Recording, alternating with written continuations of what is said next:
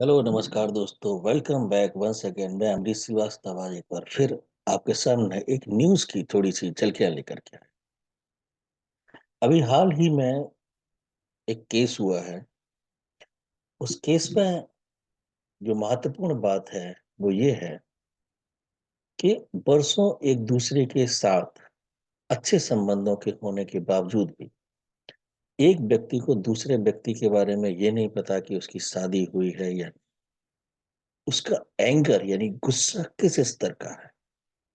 और हालांकि जब किसी केस में कोई राजनेता या कोई बड़ा अधिकारी इन्वॉल्व हो जाता है तो उस केस की वैल्यू अपने आप हाई प्रोफाइल हो जाती है। ऐसा ही एक केस है प्रिया सिंह का।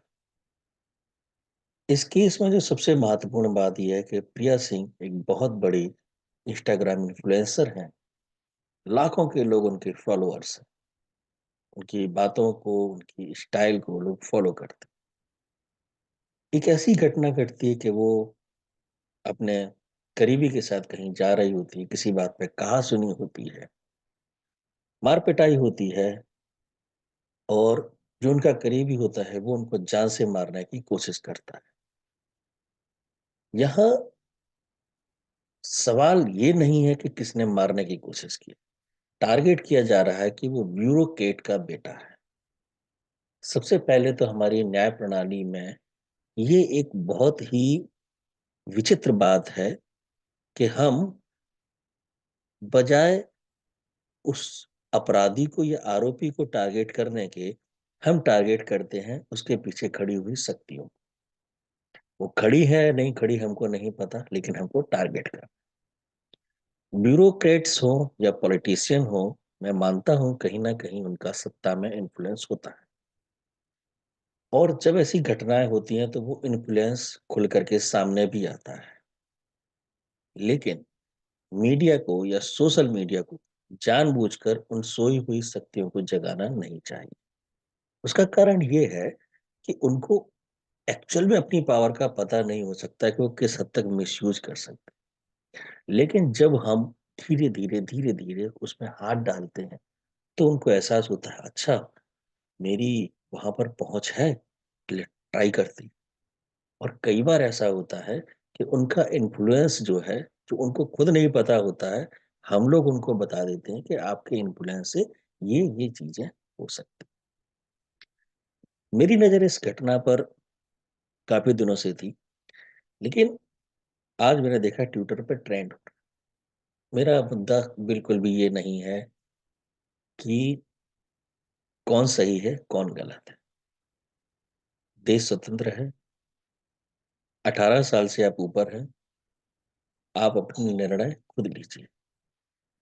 मेरा मुद्दा सिर्फ ये है कि क्या हम एक ऐसे पथ पर जा रहे हैं जिसका कोई एंड नहीं।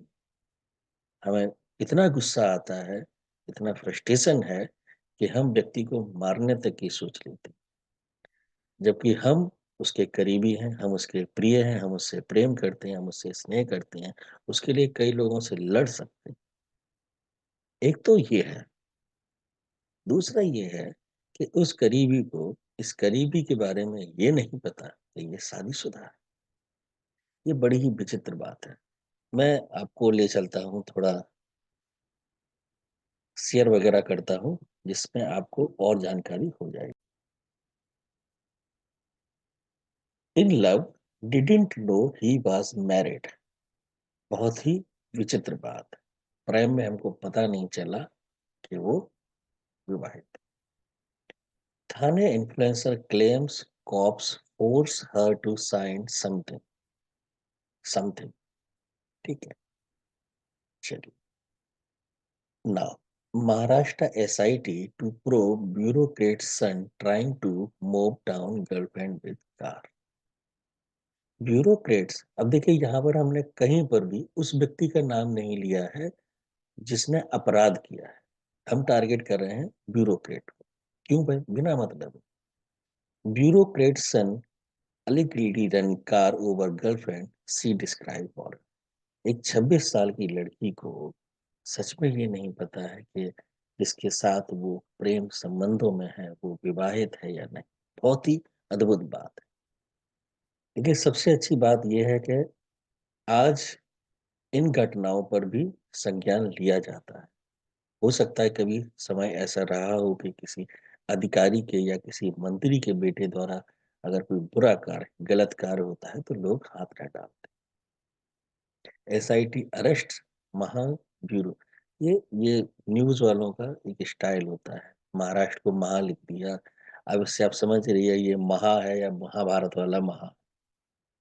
कहीं पर भी इसमें नाम लड़की का तो है लेकिन लड़के का कहीं नहीं है जिसने अपराध किया है, unnecessary.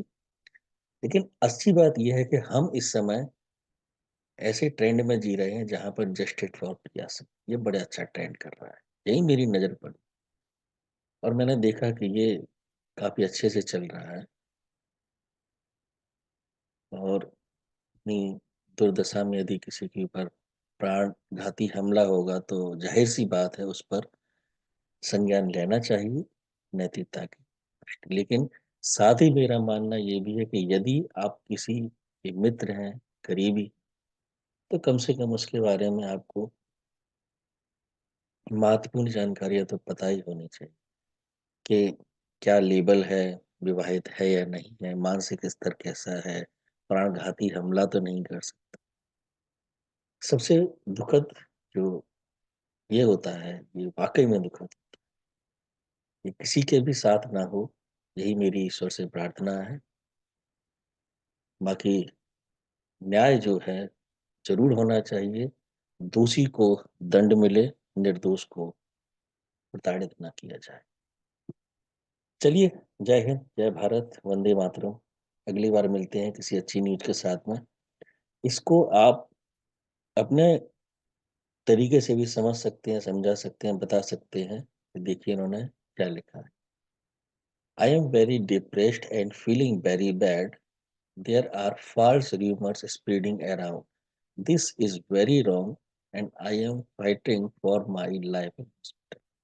I am diagnosed with spinal fracture and I have just got one more operation done. I want justice and I will fight for this. I have trust on the SIT, which is formed especially for me. If still under this investigation 307 is not registered, then I will approach central government agency to investigate this. Then ये वाकई में बहुत ही खतरनाक है कि सत्य क्या है ये तो एसआईटी ही बताएगी। लेकिन मेरा तो ये है, सतर्क रहिए, सावधान रहिए और जिनके भी आप करीबी हैं उनके बारे में थोड़ा इन डेप्थ नॉलेज रखिए।